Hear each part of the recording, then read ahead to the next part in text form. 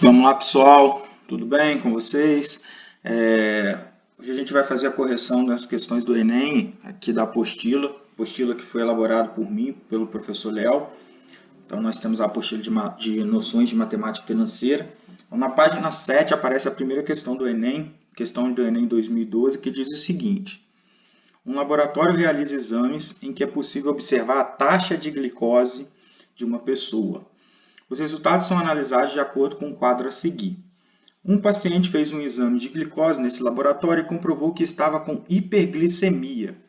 Então, a sua taxa era de 300 miligramas por decilitro e seu médico prescreveu um tratamento em duas etapas. Na primeira etapa, ele conseguiu reduzir a taxa em 30% e na segunda etapa em 10%. Então, aqui está o quadro que faz a distribuição de acordo com a taxa de glicose.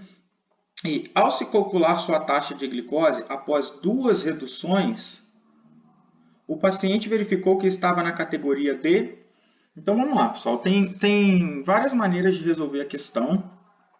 Eu vou resolver com vocês da seguinte forma.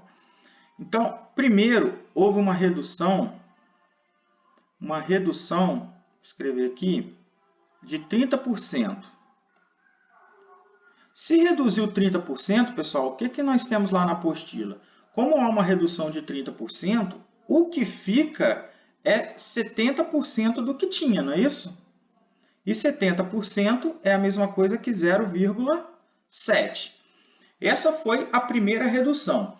Depois, o que passou a ter, ele volta a valer como se fosse 100%. E houve uma redução de 10%. E uma redução de 10% do que tinha,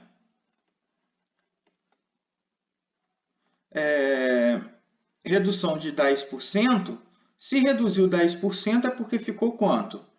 Ficou 90%, não é isso? E 90% é 0,9. Então, numa primeira redução, reduziu 30%, ficando 70%. Depois, esse valor que ficou de glicose reduziu mais 10%, então ficou 90% do que tinha. Né? Então, o que a gente vai fazer? Como ele tinha aqui 300 miligramas no sangue, primeiro houve uma redução de 30%, então vezes 0,7, e depois teve uma redução de 10%, vezes 0,9. E aí você vai pegar a sua calculadora aí e vai fazer esse produto. 300 vezes 0,7 vezes 0,9, então nós temos 189 miligramas por decilitro, certo? E isso nos coloca onde na tabela? Vamos ver aqui, 189, uma taxa de glicose maior que 125 e menor que 250, então ele está com diabetes melito, né? Diabetes melito, então nós temos a letra D como resposta. E a questão número 6, ela é do Enem de 2002, que diz o seguinte: a capa de uma revista de grande circulação trazia a seguinte informação relativa a uma reportagem daquela edição. O brasileiro diz que é feliz na cama, mas debaixo dos lençóis, 47% não sentem vontade de fazer sexo. O texto abaixo, no entanto, adaptado da mesma reportagem, mostra que o dado acima está errado. Outro problema predominantemente feminino é a falta de desejo. 35% das mulheres não sentem nenhuma vontade de ter relações sexuais. Já entre os homens, apenas 12% se queixam de falta de desejo. Considerando que o número de homens seja igual ao número de mulheres, então esse é um dado importante, a porcentagem aproximada de brasileiros que não sentem vontade de fazer sexo, de acordo com a reportagem, é... Então, note aqui o seguinte, pessoal, ele em momento nenhum diz quantas pessoas foram pesquisadas ou quantos são os brasileiros. Ele só diz apenas que o número de homens e o número de mulheres são iguais. Então, você pode aqui usar qualquer valor para poder fazer a conta. Por exemplo, você pode supor que são 100 pessoas, certo?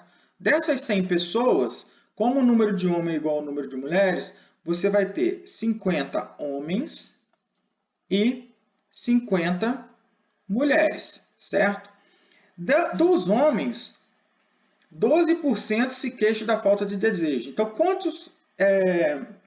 quantos homens não têm vontade de fazer sexo? Seria 50 vezes 12%, a gente representa por 0,12. E isso vai dar igual a 6 homens, né? Já mulheres são 35%, então 50 vezes 0,35, isso vai ser igual a 17,5, né? No caso aqui, mulheres.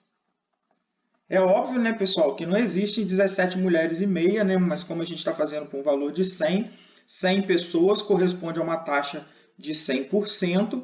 Então, essa quantidade de pessoas vai corresponder a uma taxa de 23,5%. Então, o resultado é de aproximadamente 24.